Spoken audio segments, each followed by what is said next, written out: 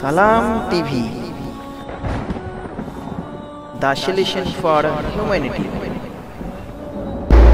আসসালামু আলাইকুম রহমতুল্লাহ বরকাতুহ। 13 নম্বর প্রশ্ন, আমি ভারত থেকে বলছি, জমি বন্ধক দেয়া বা নেওয়া যাবে কি? বন্ধকের বিধান বলে আমার একটা আলোচনা 2005-06 আলোচনা আছে, শুনে নেবেন।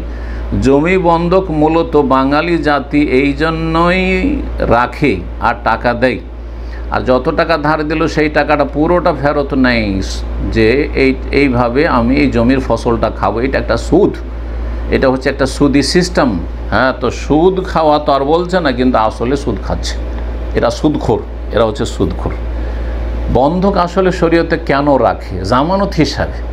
আপনি যে টাকাটা ধার দিয়েছেন, টাকাটা যাতে না মরে যায়, বেমানি করে না পালে, এমন কিছু রাখতে হবে যেটা বিক্রি করে আপনি টাকাটা উঠিয়ে নিতে পারেন। জমি তো আপনি নিজের নামে রেজিস্ট্রি করছেন না, তার নামে থেকে যাচ্ছে। তাহলে আপনি এই জমি কিভাবে আপনি দখল করবেন?